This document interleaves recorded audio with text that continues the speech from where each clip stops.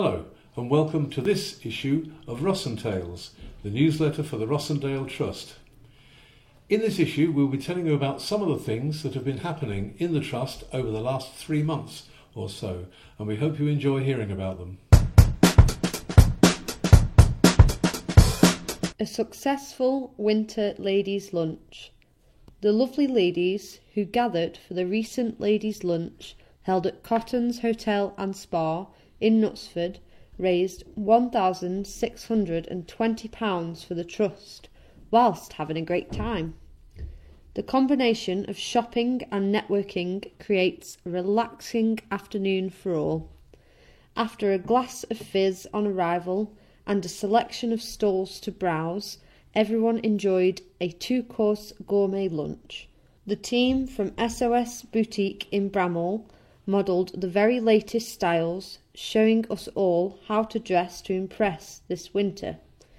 With a free gingerbread house of goodies and a complimentary scarf, everyone had something to take home with them. Happy birthday to all. A young lady called Felicity came to our fete this summer with her mother, Chloe. Felicity was born in May this year and has Down syndrome. After the fete, Chloe said, "It was lovely to meet so many people at the fete and amazing to meet people who share the same disability as Felicity." Following the fete, Chloe told her brother, Louis, about the Trust, and as a result he decided to start a Facebook fundraising page in support of the Trust for his birthday this year, and he raised £185. Chloe intends to do this for her birthday as well. Every contribution makes a difference, especially for projects across the Trust. Emma interviews Colin. For this issue, we asked Worktaste attendee and enthusiast Emma Hurd to interview our new Worktaste coordinator, Colin Gillespie. Do you have any pets, Colin? Yes, I do. I've got a dog called Heidi, and she's a miniature schnauzer. Ooh, very nice. What's your favourite food? I like a big fat steak with chips and grilled asparagus, and the steak needs to be medium rare, please. Sounds yummy. What about your hobbies? I've recently started running, and I've joined the Trust's Couch to 5K group. I also like watching rugby and motorsports. So, what do you enjoy about working at Rossendale in Worktaste? It's very rewarding and challenging at the same time. Being at work is generally a much nicer experience compared to my previous job. And what films do you like to watch? Well, I like action films like the Bourne series. My ultimate favourite is probably The Shawshank Redemption. I also like wildlife programmes, especially ones narrated by David Attenborough. Very nice. What would be your dream holiday? It would be to go on safari in Kenya and see the Big Five. That's the lion, the African elephant, the Cape buffalo, the leopard and the rhinoceros. Interesting. And how did you hear about Rossendale? Through my partner, Sarah, who also works at the Trust. Colin has recently taken on his role following the retirement of the previous Worktaste coordinator, Louise Lewis. Harold Gormley, the perfect gentleman. Harold Gormley, at 91, the oldest tenant within the Trust, passed away peacefully on October the 31st. He had been in declining health for some time and was in Macclesfield and District General Hospital. A tenant of Riverside, Harold lived at the Trust for 41 years. He was very well known across the Trust and in the wider community of Sutton and beyond. He was a stalwart of the congregation at Sutton St James Church and had many interests in his long life. For example, he was known as the head gardener at Rossendale Hall for many years and was skillful and knowledgeable with many aspects of seed sowing and planting. Harold loved steam trains, whether riding on them, admiring pictures of them, or even listening to the recordings of the sounds they make. And he liked music, parties, and good food and drink. His appetite for a roast dinner was a constant feature in his life. Harold was a man with a natural ability to make friends. His amiable manner, soft voice, and charming grin seemed to make an immediate bond with people that he met, however briefly. In his later years, when in his wheelchair, he retained that charm, usually leaving people who had met him smiling. And despite the many physical and mental challenges throughout his life, which increased in his later years, Harold remained positive and cheerful. He seemed to be able always to look forward and not to dwell upon the blows which life had dealt him. His courage was an inspiration to all who knew him. To finish up, here are some thoughts from people who knew Harold, which we collected in a celebration of his 88th birthday a couple of years ago, and as true today now as they were. I remember Harold's 80th birthday when he had a marquee on the lawn and an Elvis impersonator. There were loads of people there, tenants and friends connected to the trust. And then there was a holiday in Portmadoc. Harold was just a pleasure to be with the whole time. He didn't mind what we were doing and he never complained, even on the long journey. That's from Petra Smith, who's a group leader in Riverside. The perfect gentleman, always a smile. Harold was always a big fan of police cars. He loved his Butlins holidays, carriage riding with Christine and gardening with Oakwood. When he had surgery many years ago, I remember his bravery throughout, always a smile, always a concern for everyone else. The nurses at the hospital cried when we finally brought him home from there. And that's from Louise Coles, who's a quality manager for the Trust. Harold was an example to all as someone who will carry on smiling and chatting through everything. He was a wonderful man. And that's from Maggie Harwood, who was a trustee and old friend of Harold's.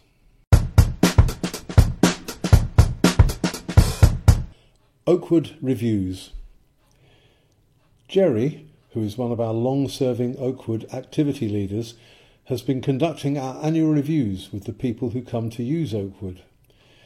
They've been discussing many things: what activities have been done, anything new they might like to try, and what they want to get out of coming to Oakwood. Having these personal one-to-one meetings gives Jerry the chance to describe the different activities in much greater detail, explaining to the people and to their support staff what Oakwood can offer and what can be achieved. One example of this came during a meeting with a person who's been coming to Oakwood for many years. He asked about cookery and what was involved, saying that he'd thought about it but never tried it.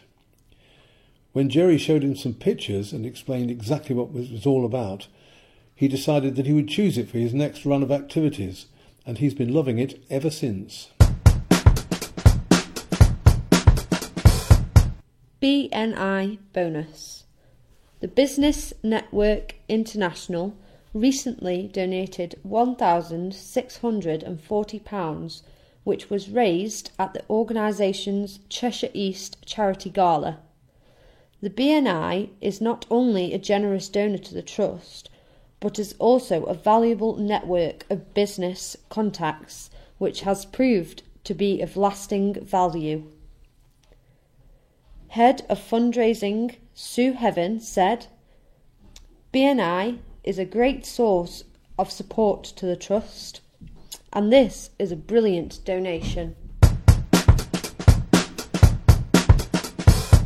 Riverside Holidays. Riverside tenants Tony Wadsworth and Robbie Santon recently went on holiday to Saltburn by the Sea in North Yorkshire. They enjoyed the old-fashioned cliff lift and walking along the pier. They also spent a day in Whitby, visiting the Abbey and treating themselves to fish and chips. Tony enjoyed watching the boats in the harbour, whilst Robert just likes to be by the seaside.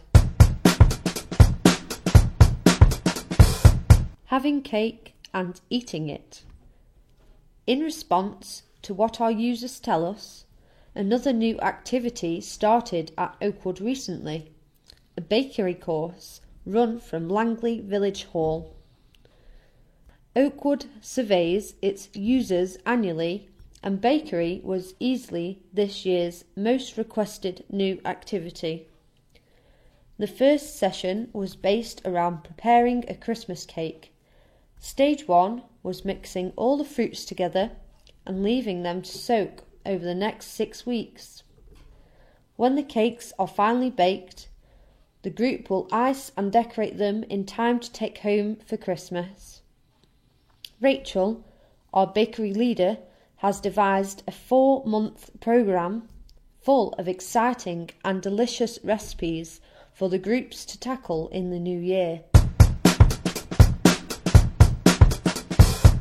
Sign up. The very first session of our brand new Oakwood printing group started recently, using the new kit which has been installed this year. Our first task was producing a vinyl sign for the front door of the print room. The group will now be able to produce a whole range of items including banners, wall stickers, t-shirts, mugs, coasters, pull-up banners and much, much more. Sober for October. Care support worker Sherry Goodwin woke up one morning and decided to fundraise for the trust by going sober for October. Her target was to raise £500, but she smashed that and raised a grand total of £729.62, of which £345 was raised through Facebook. This money will go towards sensory equipment for the tenants at the trust. Sherry, who is a part of the team at Buxton, said, "I really enjoyed going sober for October. Not only was the money going to a great cause, but it made me feel amazing too." We would like to say a huge thank you to Sherry and to everyone who supported her fundraiser. Joe and Ellie in Benidorm. Walker Lane tenants Eleanor and Joe recently had a fantastic holiday in Benidorm. Despite some nerves on the plane, they had a great time, supported by staff Wendy Tilley and Jane Naden. They did lots of good things while they were there, like going to the beach, paddling in the sea, and even relaxing in the jacuzzi. As well as paddling in the sea and relaxing in the jacuzzi, Joe and Eleanor enjoyed cocktails and even busted some moves, dancing the night away at Benidorm Palace. Springtime for Shemek. A young man called Shemek Plavik came to Worktaste after a social media search by his mum, who was looking for help in getting her son into work. Shemek, originally from Poland, has lived in Macclesfield since he was 12 with his family. Now at 23, Shemek told us that he had a burning desire to get into some paid work, so the search for a suitable placement for Shemek had begun. At the same time, a local businessman, Duran Binder, recently popped into the hall to inquire if Rossendale had any people he could use at his fledgling business. Called Crag Spring Water and based at the Crag Inn in Wildbucklough, the business began by chance. Doran bought the pub to convert it into a house for his family, but soon discovered that 60,000 litres a day of beautifully pure spring water flowed beneath the old pub. We suggested a 4-week, 3-hour placement at the Crag, where Shemek would be coached by Worktaste's Sam Glynn. His duties were to wash, fill and pack bottles of spring water into crates. It didn't take long for Duran to witness Shemek's exceptional physical and mental skills. His ability to take instruction delivered in a systematic way by his coach Sam, and consistently to repeat the process without fault, astounded Duran. He said, "Shemek's an absolute pleasure to be around, and we all miss him when he's not here." After the 4 weeks were up, Doran had no doubt or hesitation in offering Shemek a contract for a full day of paid work every week, with a view to increasing the hours as Crag Spring Water grows. Shemek signed an employment contract on 20th of November and has had his first paycheck already. Double Swoop by the Harriers. A recent donation of £6,000 from the Maxfield Harriers came from two great running events, Run Macfest and the Langley 7. The latter is a road race which takes the runners past our charity's HQ in Sutton, and the former a series of races ranging from a fun run to a gruelling 13-mile road race. This is a continuation of the donations made by the Maxfield Harriers to support Rossendale. The Harriers are especially keen on funding the Trust-supported employment scheme, WorkTaste, and this latest contribution will be used for this purpose. Sue Heaven, head of fundraising for the Trust, said, "The Harriers are fantastic in their support of the Trust and our WorkTaste project. Once again, their support means so much to the Rossendale Trust and the work we do. WorkTaste offers a taste of work to the people we support, and it simply wouldn't happen without fundraising by people like the Harriers." One runner on the Langley 7 said, "This year the rain poured down for us, but we still had support and cheers as we ran past Rossendale.